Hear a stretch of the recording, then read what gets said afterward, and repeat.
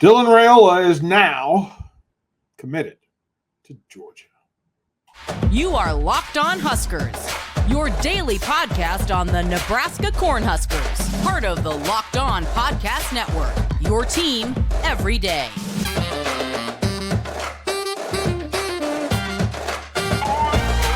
Hey gang, GP here, Locked On Huskers. Thank you for making Locked On Huskers your first watch and listen each and every single day. Greatly appreciate you, especially you everydayers that come and hang out for the 20 minutes or so each day. Greatly appreciated. I want to thank the folks from Built Bar for what they do. I'm going to throw it to Mark Onway and let him tell you all about Built Bar.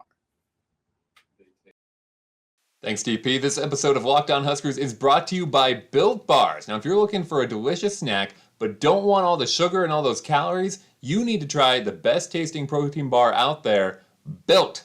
Now, they've got protein bars and protein puffs. If you're like me, you're trying to make healthy, smart snack choices, but you gotta watch those macros. You gotta try Built. The macros are amazing. 17 grams of protein, only 130 calories, and only 4 grams of sugar. They come in great flavors like churro, peanut butter brownie, cookies and cream. You've always been able to find them online at Built.com, but now all you have to do is go over to Walmart or Sam's Club. You know you live close to one. Walmart or Sam's Club. Go find that nutrition aisle down by the pharmacy. Pick up a 4-pack of all your favorite flavors. I just got the cookies and cream. Been eating them all week. Go to Built.com, find all the flavors you could possibly want there, including new rotating specialty flavors popping up all the time. Or, if you're by Sam's Club, get the big old 13 box with all the flavors, like brownie batter puff, churro puff, lots of them. Go check it out, Built.com. You can thank me later. DP, back to you. Thank you, Mark. Much appreciated. Yeah, slightly envious. Hopefully you're doing the chocolate sample, like you're getting the variety pack, and we can taste them all. We'll work on that though. We'll reach out to the folks from Built Bar and see if we can get that done.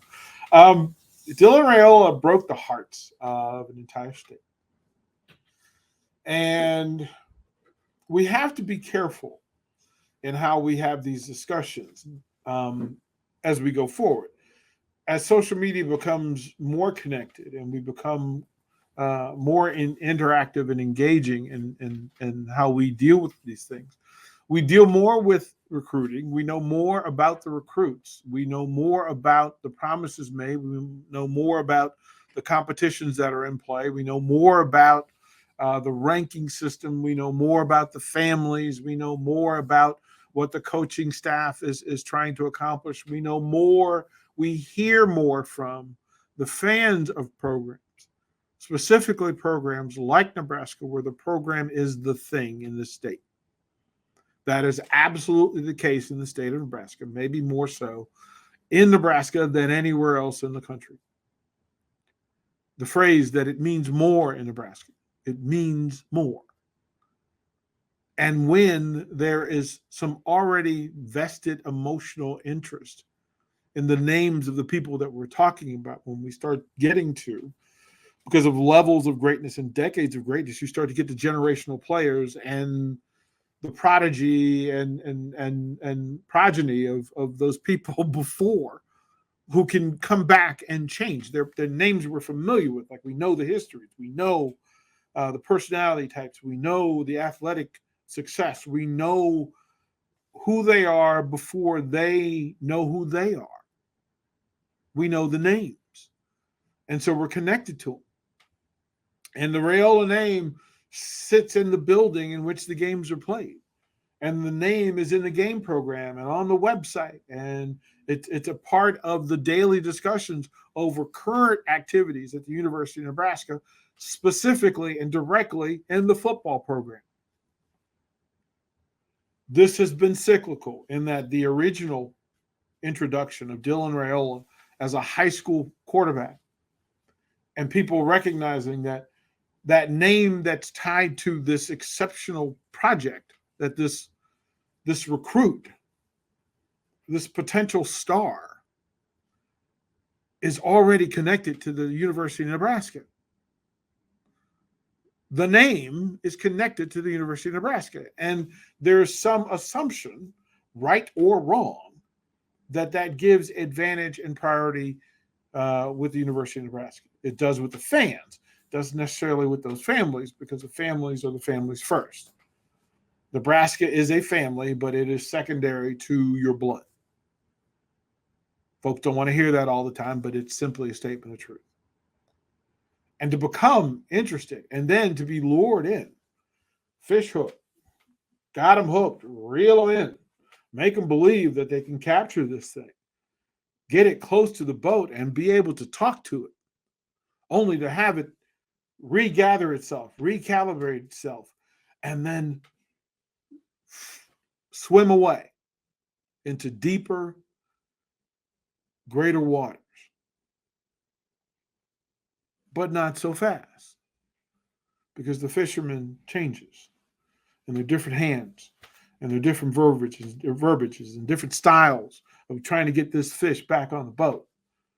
And you gain some momentum, and you start to believe that, wait a minute, we may be able to land this big fish after all.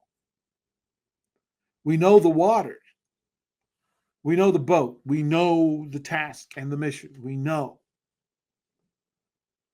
Do you use all of your resources to land that big fish? Can you afford to use all your resources, all of your strength, all of your energy, all of your attention? Because if everybody on the boat is all in trying to land the big fish, who's running the boat? Who's controlling the direction of the boat? How much fuel are you using? Do you have enough to still accomplish the bigger mission, which is to get back to dry land and start over and learn to fish again? That's what happened when you're recruiting a top-level player. And listen, while it's wonderful to think for a second that Nebraska had an opportunity to land one of the top 5 recruits in the country, and that it was playing in deep water with really big sharks like Georgia and Alabama and USC, Ohio State, the reality is they're already used to fishing in that water. They're already used to trying to land the big fish. They already know how much resource they can put after it. They already know who's going to run the ship while we're battling the battle one-on-one. We know the resources that are required because that big fish has been landed before. They already know. They already know. Not getting Dylan Raiola, while disappointing, a bit saddening, still, on this day, not unexpected. It was probable, likely even. If we ever got to a 50-50 chance, you're in deep water. But the thing that happens when you get to deep water for the first time in a long time is that you realize, my goodness gracious, I should have had a plan for being in deep water and using all these resources. What will I do now? The fish is gone. Now what? We'll talk about that when we come back to Locked On.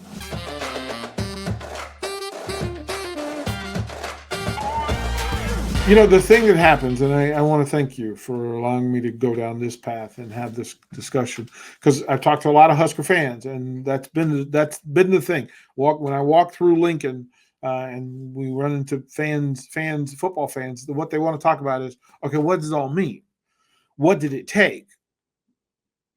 Like, was it ever possible?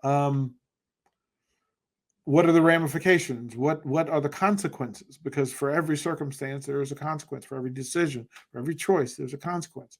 For every action, there is a positive or negative reaction. And we are aware of that. So if you spent all of this time and energy making a statement of who you are, and Nebraska had to make a statement of who they are to even be in the pool for Dylan Raiola. They had to be in the name, image, and likeness NIL business. They had to be in the name, image, and likeness business. And they had to play the game based on the numbers that were available to them and everybody else, because the numbers and information that was available to Nebraska was also available to USC, Oklahoma, Ohio State, and Georgia. As a matter of fact, if your an actual big fish hunter in college football. You're the elite, and there's 4 elites. Let's be quite honest here. There are 4 elite programs, and then there's another four that compete and can look in the window, but maybe not invited to the party. But Georgia, Alabama, Ohio State, Michigan. Those are the big 4. When it comes to recruiting and talent and success, those are the big 4. And then you get into the Clemsons, you get into the USCs, you get in Notre Dame because of its name value and its branding and its own network and that sort of control. You can now add Texas A&M to the conversation, their ability to generate money and resource and be able to go after folks with a program that has its own legacy of winning. You know, the national title question is in play, but there's that. And then in the third tier, probably you would say any of 4 schools in the state of Texas, right, who have popped their heads up and made themselves. I mean, listen, as much as we have disdain for the University of Texas, they are in the conversation and at least are in striking distance because they have the resources to go after anybody. Anybody they want, they have the resources. Texas can't wait to tell you that they have more money than everybody. They want, as a matter of fact, they wear it on shirts. That's why Texas A&M getting on par with them and getting ahead of them burns them so bad. So Nebraska has to say, which area are we in? Who are we? Do we belong in this big pool? Do we belong in the pool sharks? And Nebraska in its head has the resources. In actual numbers, Nebraska may have the resources, but then it becomes a matter of doing business with those numbers and who's making those decisions. And listen, I don't know the people who are making decisions for Nebraska. I don't know how much money they're talking about. I know what other people are talking about, and I could say this in full disclosure. I talk to as many people outside of the state of Nebraska about this as I do in. So I hear from USC. I hear from Texas A&M. I hear from LSU. I hear from, like you hear from their programs. You hear from Penn State, who feels like, you know what, we're not that far away. Like we're blue blood, but we're having a downtime, but their downtime is not as down as Nebraska's. And they seem to feel like in the state of Pennsylvania and that area around it, that there's as much money as anywhere else. So how much money was it going to take to get Dylan Raiola? Because that's question 1 for anybody that went after it. NIL values have changed.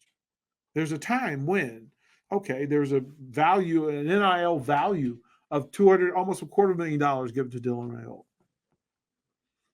And then remember, that's just for year 1. That's just to get you to the table. Because nobody who wanted Dylan Raiola as their quarterback for the next 4 years, or for however long Dylan's going to play quarterback in college, we're going to come in with the minimum number. Everybody was shooting high.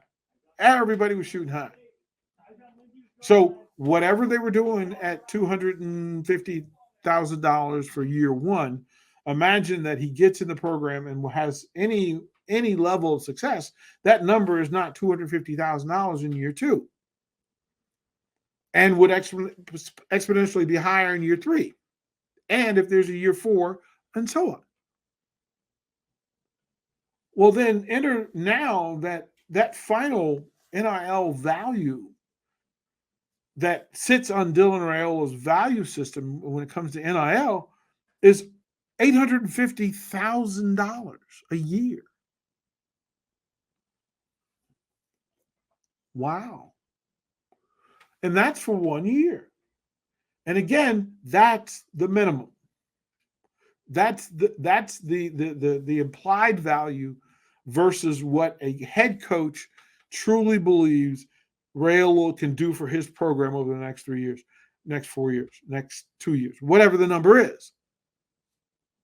So if you're getting in the Dylan Raiola game, you better have $1 million in your pocket 4 times, plus interest, plus growth. You think you were at the table for Dylan Raiola for less than $4 million? Probably not. Probably not. Now, all the programs we're talking about have $4 million for an elite quarterback. They all have it. But what happens if you don't get it? What happens if you set aside? Because if you're going after Dylan Raiola, you don't have X, whatever that dollar amount that you have in your budget for the year. So let's randomly, arbitrarily throw out, I don't know, $8 million a year that you can put into your football program.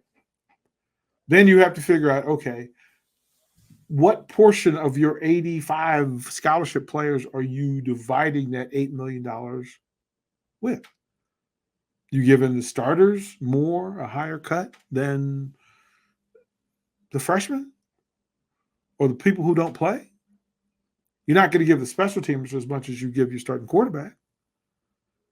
So there are gates and tiers and levels to all of it. So where does that fall? And then if you don't get him, you have then set a value system for the position, because that tells you what the value of a quarterback at the University of Nebraska is.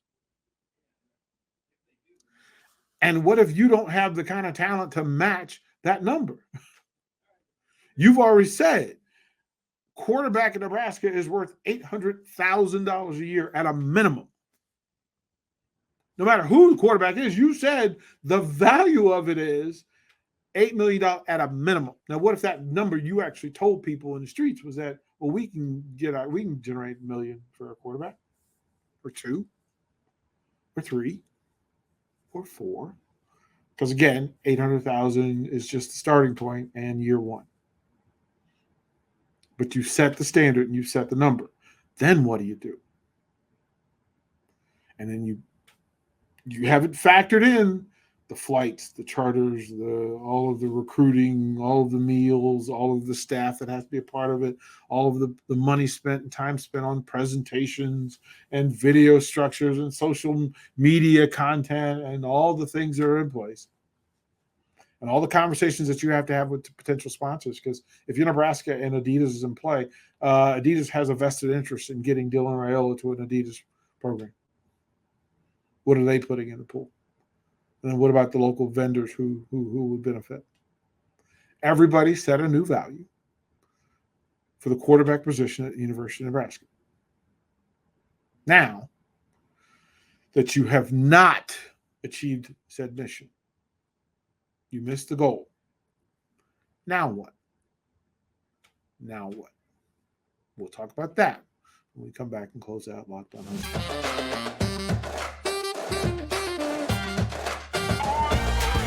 Hey, gang, thank you again for making Locked On Huskers your first watch and listen as we've gone through this conversation about Dylan Raiola and NIL and how the operation has to manifest itself, and then the result.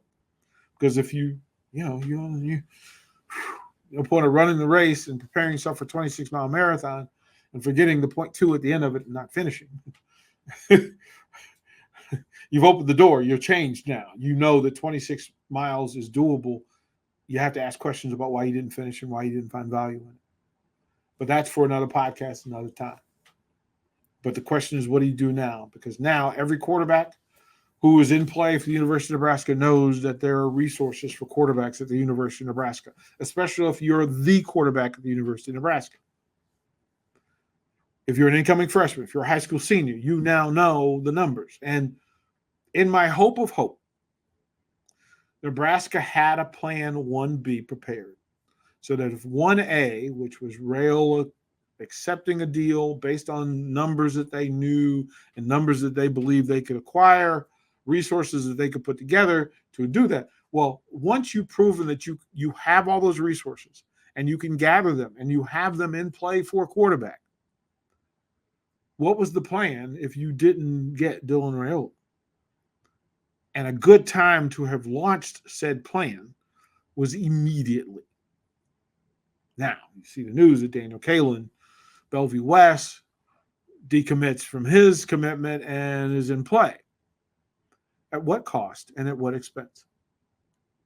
And wouldn't it have been really cool to have already had that deal done? Because if Kalen's capable of being your number one,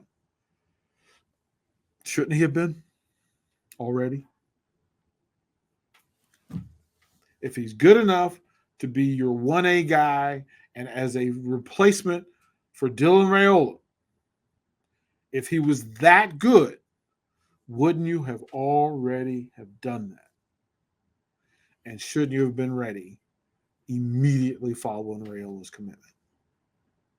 Listen, powers that be and the people that are making these decisions, good luck to you. God bless. As a fan, I'm looking forward to the next step because it's going to tell everybody what's going on, what the direction is, what value system is in play, and where the talent is going to come from to get Nebraska from a losing program and a losing team to its days of success. And we seem to feel like a pretty easy way is through the quarterback position. Fingers crossed for Daniel Caleb. Fingers crossed for Nebraska football. Let's hope we get good news soon. I'm GP. We'll close with the 3 words we love so much. Go Big Red.